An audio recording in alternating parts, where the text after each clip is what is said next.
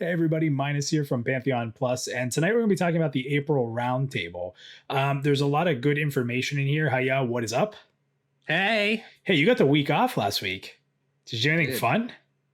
no caught up on paperwork and sleep. Yeah, that's not fun at all. Hashtag adulting. Oh man, and taking care of kids, right? Yeah, yep. Yeah, more adulting.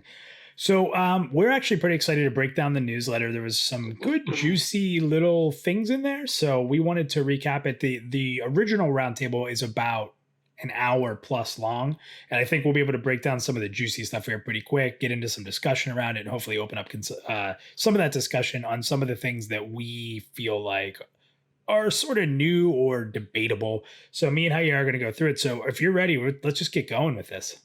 Give it. Let's go. Okay, so we began with a few series of questions on crafted items. And the big thing here was first of all, they just asked if we could customize the crafted items. That wasn't super important to me. I guess there's going to be little things a crafter can do to the items, but that's not important. What they talked about in there, though, that was pretty interesting was the fact that they are really looking at taking adventuring gear and crafting gear and possibly putting them on an equal level. So, or even more so, that a piece of crafted gear might be, here on a certain slot, where another slot you get that same level of gear in adventuring or in dungeoning. So you may have this mixture of adventure gear and crafted gear. What are your thoughts on that? Being that crafted gear is going to actually be useful. I mean, I think that's excellent. It drives player economy. It drives player interaction. It puts a lot of power in few people's hands, probably at the beginning too. The first guys to get to the skill cap of a certain trade skill might really bank on that. But long run, I think that's a really good thing. yeah, you know me, I'm not super into like crafting in most games. So Hmm. for me, this actually makes crafting a little more valuable. Yep. So it's kind of cool. I kind of like that. Let's go into the next question here that kind of tied in from it. And this was in the same vein of talking about crafted gear or gear in general. And it was about sort of level requirements. A lot of modern MMOs have level requirements on gear. You get to level X, you can use it. And they've kind of talked about that they didn't want to do that. I'm going to quote a couple things here loosely. A lot of this is paraphrased for anybody who's watching, but they basically want to avoid level requirements on gear to keep the openness of the game general. So like they don't want it's the free versus constrained Hmm. world, right? And they said that this is a direct quote: the less that we decide to control the decision making, the more it creates the more or less it creates an open experience. So they want to be open with the items. They don't want to have them soul bound. So what a lot of games do now, you put it on, you can't put it on the market anymore. You had to make that decision sometimes of, do I sell it or do I wear it? And it looks like that's not going to be the case. That's very similar to EverQuest, right? I mean, Earlier EverQuest for sure. Yeah. yeah, and I I can remember, wear it and then sell it later when I outgrow it. yeah. Or, fungi tunics and stuff like that. You pass them around to your different tunes as you're leveling, which was awesome. So they're looking to kind of bring that back. Now, here's some interesting things they said about this. First of all, they said, think of the progeny system, right? So if you have an item that you've used a lot, what if, and this is a what if scenario that they brought up, but what if you could somehow pass that down to your progeny made character and you get some kind of bonus because it was used, by your father or your mother, which is a pretty interesting concept. I don't think I've ever seen done before and really makes gear have a life of its own. Do you like that as well, or? I do. I kind of think that there should be some soulbound gear or at least no drop gear later game, um, from the hard dungeons or that stuff. But Or like progeny super system long and quest items, like a epic items item. earning characteristics from the main and that being passed on to a progeny character interests me a great deal too, So they if said, that's how it's implemented. yeah. And they also said that they want to have meaningful decisions with your gear, right? Hmm. So if you use a piece of gear and you're like, man, this two-handed Hayah Slayer of the Beast, is badass. And you get to 30, and you're like, oh, I don't want to replace it. I love this weapon, but this is a little bit better. So they said they wanted to have this choice between, okay, do I sell it? Do I pass it down? Do I Mhm. turn it in some sort of quest? And then there was a little tease, and we're going to get into this a few times where they couldn't talk about it. He's like, but what if there was something really meaningful and cool you could do with it? So, having these choices on what to do with your expired gear, that's pretty cool to me. I mean, I really like that a lot. Yep. They kind of talked then, because you were talking about being able to switch out gear and buy different gear, and they said, how is that going to work for situational gear? If gear is able to just be purchased like that, can I just go purchase all the best situational gear, and now I don't have any, none of that situation matters? They said that will not work that way. And there was a little hint that I might be getting ahead of myself, but there was a little hint that some of these situational things are scrolls that inscribe onto you, which sounded really cool. And they even talked about possibly having, like, if they could, they said they haven't looked into it yet, but if they could, to have certain little effects on your body that would show what scrolls you may have been affected with, which is, Mhm. again, pretty cool, pretty unique. Yep. I like that a lot. So the other part about it is, so if there's no level on gear, can you just create these crazy twinks? And they broke it down pretty interestingly to say that, if you equip an amazing piece of gear at level 1, it's not going to be as powerful as it will later. And that's going to have a lot to do with your two-handed slash skill, if you remember leveling up your combat skills. But they said that Yeah. you may feel the effects of the stats. You may Yep. get full strength, full stam, but the problem is going to be, if your aptitude with that type of weapon isn't very high, then you're not going to get the most out of it. Do you like that balance? Do you think that's fair to get max stats, or would you like to see it scaled differently? Um, no, I think that's a fair kind of a trade-off. It's always going to be that when you're leveling a character from lower, you there should be a power increase, and you shouldn't have the power at start and then everything else catches up. Stats wise, it should be that the power scales with you as you grow. Yeah, no, I agree with that. I think it's pretty cool, and it's gonna be interesting to see how much that weapon skill affects it. Hmm. So, they then went into, just someone asked, what kind of creative decisions have you made that really stood out, made a huge difference? There wasn't a ton in here, but I do like a quote that they said, it really pertaining to Project the Fairthale, that why it's so important to them is because it's their way to show what this game's all about instead of continuously telling. And that's why they're taking so much time with it, and really making sure that they'll release the info or the stream or the alpha when it's ready.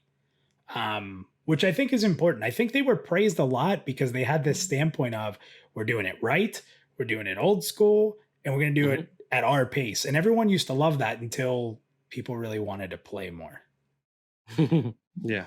right? Like, okay, this game looks badass. I want to play now. I'm mad.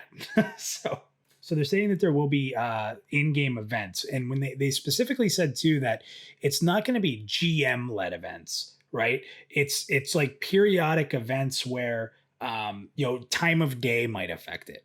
When the sun goes down, evil can come out at night in certain areas, which I like that a lot. Hmm. And they also mentioned that you might just stumble upon these events. It may not be as easy as long as I'm here at this time, it's going to be there. It might be random enough that you're walking through and all of a sudden you're part of a large event and you get some badass item for it.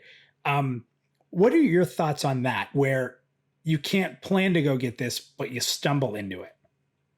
It's I think it's a thing that's really a cool idea on paper. Application, how it works. We all know how people play games, and how people jump quickly to the meta of a game, right? And so it'll be figured out how to trigger XYZ event, and then there will be farm groups for it, and that's bound to happen. And I don't know how they're going to be able to counter that as far as the randomness of it. But I do hope there is some kind of a system to counter the meta farmers, if you want to call them that. Well, I mean, so here's one of the things that came up in my head. Hmm. I love items. And if Hmm. there's this crazy random event and this dude gets this ridiculous sword from it. Like, oh man, that's so cool. And you really want it, Mhm. you may never see it. You may You might never not. see that. Yeah. Is that a good thing or a bad thing? Is that, let's take me being jealous of this guy with this item aside. Is that a good thing or a bad thing? I think it's a good thing. Of course, jealousy, and until I run into that problem, I'll be mad too then.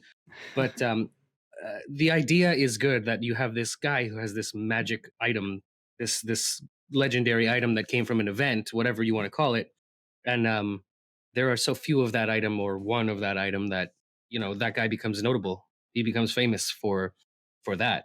And when I started early MMOs, my early EQ days, you'd see a guy with a weapon that wasn't a common weapon, and you'd be like, "That dude, that guy's badass. I want to be him." Yeah. Yeah, without a doubt. So yeah, it's interesting discussion on items. I very much so welcome being able to sell gear after you've used it. Hmm. I very much so enjoy being able to hand it down. I enjoy the fact that there's going to be rare gear, although Yep. I will be jealous at times. Let's be honest. So, um, but that's just going to have to be how it is. Um, so then they kind of got into, with everything that they're doing now. Um, are they still creatively brainstorming? Are things locked in and they're done and they're ready to go? It was kind of this huge discussion about how that's where their creative brainstorming is. And there wasn't a ton here. But they did say that, the as they could have kind of said it, the design canon is not shut down. So Hmm. they do still want to have ideas, but they're very critical on ideas at this point, which is really nice to hear. And Joppa even said, ideas that he brings forward that he loves, they'll just bury him on. And he just sits there like, wow, hearing your ideas ripped apart. He's like, but that's really important. It's all part of it. And an idea to come to life is going to take them a very long time and a testing and a nuancing style, like what's wrong with it, and keep attacking it until they say, okay, yeah, this is good. So kind of I pretty think he cool. said at some point about that too is that you could have the best idea and it sounds really good to everyone involved when it's spoken for the first time at a table, but then in trying to apply that to what's already there, it doesn't end up working out. And so there's a very in-depth vetting process for any new ideas that come along, and I think that's a good thing at this stage of where they're at with it. Yeah. Everything doesn't have to be in launch. Yeah. You can have these great ideas that you build up months and months and years for a patch or for an expansion, and I think it's okay. We don't have anything, and it's great to have all these ideas and you want to launch with these crazy ideas, but having a select few that work really well and paint a picture of what the game is just fine. And Yep. some of these other ideas can easily be put in and added in an expansion, be like, wow, this is a really cool content patch. So I think that it's okay for them to take a little bit of a break and just focus on what they have. And if something needs to be in, then you put it in. Yep. So, okay. So, farming and competition was a big piece of this. And I think that this is a huge community topic. If we're going to have open world dungeons, if we're going to have open world raid, how do we stop the mega guilds from owning the content? Um, I before we even get into it, do you feel like that's an overblown issue, or have you been around to see that really take hold? I've seen exactly that happen multiple times. Mostly older EQ progression servers, or even older EQ back when I first entered the rating scene in was it Velius, I guess. Okay. So So it's a very real possibility, but is it overblown via community goggles? Yeah, I think it is. well, the good news is that this is as they stated, probably their number one priority in Hmm. everything they're doing. They said they're if they had to list one, two, three, it's one or two, hands down, if not usually one all the time. And so they talked about that they do think about things like how do they handle contested targets. What do we do to stop that or stop guilds, as we said, from blocking or owning content? You kind of saw how they had the door right in the last stream, And they said, that's one small thing. That's not Mm. how all One content's going one to minor be. facet of how this is gonna work. Yeah, Yeah. and it's going to be this massive combination of things that allow content to be accessed differently, which allows different groups to get into different things. Now, the biggest thing here, and it's another I can't talk about it moment, but if you Mm. listen to the inflection in his voice, you could hear it go up like this is a big deal. And there's Yep. something real big I want to share, and I can't. In the way it was presented, and call me crazy, call me optimistic, the way it was presented, it was very much so like, hey, this is gonna kick ass. Like and that's kind of the vibe I got from it. So what he said is they have an amazing idea on how to handle all this content. There is a design document around it. It's been socialized and gone through the vetting process with all the key people on the team, Brad included, and it's making the rounds, so to speak. So they said that there's really not a lot of negative solve cases, like things like, hey, I'm going to have to look into that if we're going to do this. Like, this thing is super significant and it's not just piecemeal. Like, they have this new revolutionary idea how to handle this. Now, this is all very up in the air. It's very secretive. But I don't know, when you were watching, did you feel like, I feel pretty confident that they're pretty excited about this? Like, where was your head at for that? Yeah, no, I felt similar. I felt kind of like I wouldn't say fully reassured about it, but I felt a little Mhm. bit more like, okay, so these guys are on this. Like, I don't. It's going to be handled. Yeah. Yeah. So I thought that was a pretty big topic. It's very interesting to see what the community thinks about that. So as always, guys, please throw some comments in there, whether it's on Reddit or in the YouTube video here, and kind of let us know what you think about that. But I don't know, there's just something about the way you said it gave me a vote of confidence. Hmm. You're very right. All this could be nothing. Sometimes we have to just blindly hope, and I feel good about this one. So somebody asked if there would be any AFK style things you could do where you were um, sort of away from the game or not logged in, but yet still able to progress something. So they kind of openly said, that's kind of like the mobile scheme these days, or like in Eve where you could mine and be AFK. And they said you probably aren't going to see that. They brought up something funny though, as an EQ fan. He said, well, you can kind of figure out sometimes how to do stuff. He's like, I used to go to sleep swimming against the wall and wake up with my max swimming skill, which I definitely We've all did. done it. Yep, we've all done something like that. Yep. He's like, so we'll leave it to the players to find a way to do that. So He that was also brought up binding sense heading to your movement keys. That that was a genius thing. The first time I learned that in EverQuest was mind blowing. So they did say that there are going to be a lot of graphical adjustments within the game. There's some people that when they saw the buffs on the screen and the debuffs, they got real nervous about the screen clutter. I Yep. didn't at all. I don't know, coming from WoW, screen clutter was crazy. So Hmm. I didn't really notice anything. I thought that the screen was pretty clean and clear, but there will be ways to adjust what's shown and everything. So that I think there sounds was a bit of more of a concern for, like, say, a 24-man raid setting where you have all these people casting all these spells, and it's the density of particles that can be kind of blinding you from what's going on. yeah. And I get that. And I used to do in EverQuest, you could turn off other people's spell graphics, so that was definitely a thing a lot of us did on raids with our crappy, turn of the century PCs. Yeah. This next one was really cool. Someone asked them about rare abilities. And I really liked the answer. I don't know how you felt, so we'll have to get into this here in a second. But saying, there's going to be spells that we have to search across the world for, and at what point is that going to be the norm versus just buying them? So, a couple things he said. First of all, it's hard to quantify exactly, Hmm. but and it won't be same class to class. So certain classes may have more than others. But about 30 to 40% of class abilities will be out in the wild gathered. I love it. Me I too. I really love do. it. I love that there's an element of mystery involved. And you may not, like, you may meet someone, you're like, oh my God, what is that? What are Right. you doing? Yeah. How do Now, I do that? and in this day and age, more than likely, you're probably gonna, you'll have your guides on how it's done and everything, but it's Yeah. still really cool and it's something to do, right? When Hmm. nobody's on, or maybe it takes a group, but it's something to go do to progress your character in a much different way than we're accustomed to seeing in games these days. So the last thing that they asked before they went into some rapid fire, and we'll go into that, is Joppa and Kilson's favorite classes. And I thought it was interesting. Kilson said rogue, and then he said he loves the heal on the shaman, and then he said, he likes to play a tank. So Kilson plays like everything. Joppa is a cleric, and he said that it's just the pure class for him. It's always been that. But here's what's interesting. So everyone gets mad when WoW's mentioned, and I still keep laughing about it, and I still love doing it. And in Reddit, people attack WoW like crazy and blah blah blah. WoW this. So here's something Joppa said directly. This is the creative director of the game.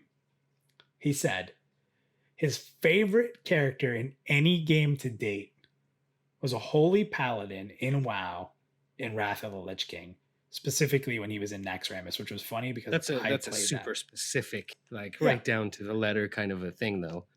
But in all of the games he's played, this was my favorite class in this moment. And it's funny because I played a Holy Paladin in Naxxramas and actually caused a huge guild issue because I jumped into a DKP guild and everyone had bid themselves a negative. And on my first run, I got the best in slot Holy Paladin sword because I was brand new and had 0 and I had higher DKP than anyone. Yep. The joys of a DKP system. And they got ladies and so gentlemen. mad. They also went and talked about Bard and how iconic it is and wanting to do that. So pretty cool there. So going into some just quick things here that I thought were important. They asked, there was this talk going around about the 24-man limit to rating being limited by the engine. I always thought that was like the stupidest thing I ever heard. And I just felt like that was like, I don't even know how people came up with that. But straightforward, they said, no, it's not at all. Not the end. The first thing that pops into my head when I got to think about why would they do a 24-man limit to rating is because it's easy to design encounters around a set number. That's the first thing that pops into my head. Yeah, and then, hey, the groups are sizes of 6. Yeah, what? 4 groups? You're not going to have a 25-man raid because it's 6. So they kind of said it before, but will day and night cycles have different response? Yes, that's pretty cool. Enchanter pets. This is a big one because this is a bit. When we did our enchanter video, there were people like flipping out, like, "Oh, enchanters are the most powerful class in the game, and they're the best soloers," and blah blah blah blah blah. Because everyone was talking about EQ, specifically EQ with AA points and everything like that. So there was a rumor that in one stream they said something about nerfing pets, once you charmed them, but nobody could ever find it. And I even remember hearing it, and it was a weird topic of discussion in Reddit for a bit. So what happened is he kind of went into this. He said there's 2 schools of thoughts on the enchanter pets. One that says don't nerf mob power, and one that says nerf duration instead, and then exact vice versa. So Joppa openly said he does not like nerfing charming duration on more powerful mobs to where you're just now playing this game of having to charm. So he doesn't like that. Said he would like to explore growing the charm mechanic while leveling and becoming better instead. So, if you're level 5 and you charm something, it's going to be X% powerful. When you get to level 10, your charm is going to grant you a little bit more power on the mob to the point where eventually, once you're higher level, that mob's 100% power. And I really like that method because it stops you. Once you get strong enough to solo, you sort of deserve to at higher levels instead of being able to just breeze through leveling without grouping. So see, I tend to disagree here. See, I like the idea of a full power charmed pet because the danger of that charm breaking at an inopportune moment is enough risk versus reward for me to think it's a good idea. I don't know. I kind of think it would be let the power level stay the same, but add a more of a higher chance of a charm breaking, like a resist mechanic in it, or a duration. And if there are certain mobs that are of a certain power type in one zone, make them uncharmable so that you can't just go and get the strongest guy and charm him and park him and you've got him for the rest of your night. You know what I mean?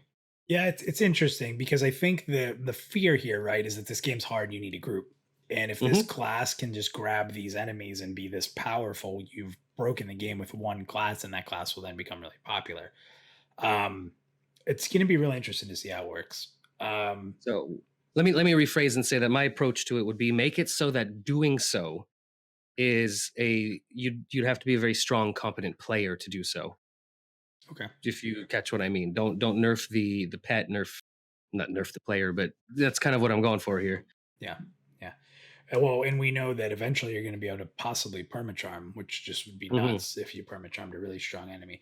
And maybe certain enemies aren't able to be charmed, things like that. So there's a lot to it, but I thought it was pretty interesting because Yeah, you can it's a good see. thing to have a discussion about to Yeah. have two sides. Yeah, and there's the enchanters out there that are like, oh, I soloed everything in EQ, that are like, please let me keep that power and I'll deal with the consequences that might come. So be kind of interesting. They then talked about at the end, just, are there going to be abilities that utilize offensive and defensive targets? They said yes, they even said that for some spells, you'll be able to pre-pick multi-target, which is pretty interesting. I don't know if Hmm. I've ever seen that. So there was a lot in there, a lot to digest. Any final thoughts? Yes, I like these newsletters, these roundtable discussions, because it gives you kind of an insight onto certain super small, not important things, but it's the fact that these super small, unimportant things are being talked about on a real level by certain people, and those are the kinds of things I like to see when something I've backed is growing. Yeah. And then the couple that we've seen of these, I will tell you that personally, I feel like this one was much more information packed than the other one, Hmm. or other two, or however many there have been. That's kind of why I was excited to kind of talk to you about it, because we're talking about items and the theory behind items. We're talking about enchanter pets. We're talking about Yep. world events. We're Real talking, meat and potatoes stuff. Yeah. yeah, like things that are going to be a big deal when we're playing. And I think more so we've talked about these topics in this roundtable than we've had any information on them through the website or in streams previously. So it was a nice digestible piece, so to speak. And all these things are talking about in the newsletter, and where they're heading with the game, and all these reasons to play and these different things to do. Um, that's what's important in an MMO. Give me something to log in for. Give me something to do on the side. Give me the things to do with the group. And that's really, as I heard this newsletter, I just saw more of that, whether it's your items, whether it's events that pop up. And it was Finding pretty exciting. spells, Finding spells. abilities. Yep. So it's not just do dungeons. That's what a lot of games have become. Get to max level, do dungeons, do raids, done. There's more to it. And I really like that. And I hope they continue to go forward with that. And I hope that everything they add has something to do with more things to do that just aren't repeatable quests. So Well said. all right, man. So that's it for me. And you got nothing else? You good? I already gave you the wrap Nope. up. Okay. So everybody, please, if you like what we do, I always say it, subscribe to our YouTube channel. That's really where we're trying to drive as much of our content. We do a lot of our announcing on Twitter at Pantheon Plus. We would appreciate anybody following us on either of those two mediums. If you like what we do, we could use your support. Trust me, we need it. So if you guys like what we do, comment below, get in the discussion. We can be wrong. Our opinions are just that, opinions, and we want to hear yours. Whether you agree or disagree with us, let us know. Thanks, everybody. Really good April roundtable. Thank you guys, and have a great night.